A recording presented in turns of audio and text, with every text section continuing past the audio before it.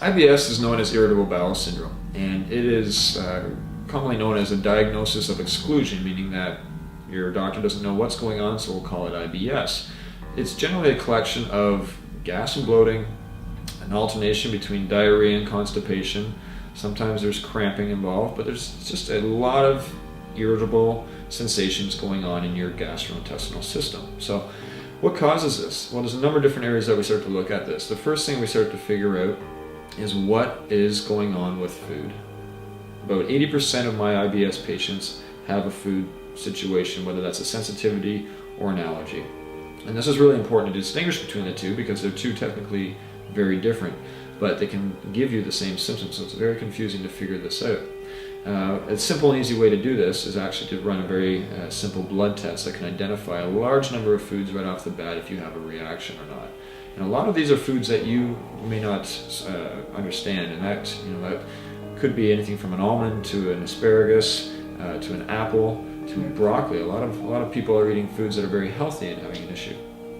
IBS can happen technically at any age. It does happen a lot more in the younger age groups, especially in sort of the teens and moving upwards into young adults and young professionals, because one big aspect of irritable bowel syndrome is the stress connection and the neurological connection.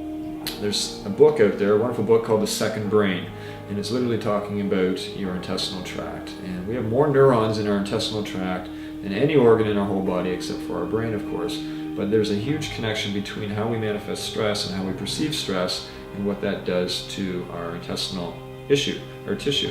And another very interesting concept is when we are stressed, our body is conditioned to the fight or flight mode, which is to run and evade. All of our blood goes to our legs, goes to our head, goes to our arms.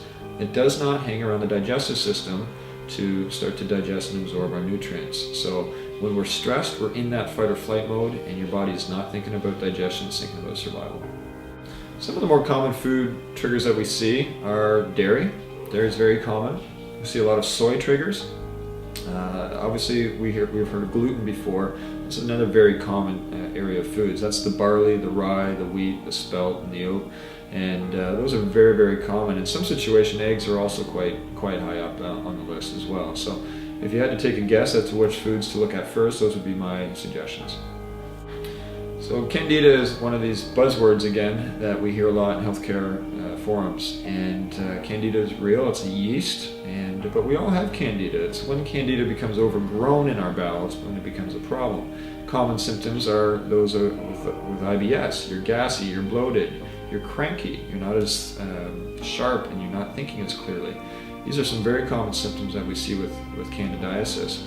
But other aspects of this microbial imbalance can exist too in the form of bacterial imbalances. Parasites can exist.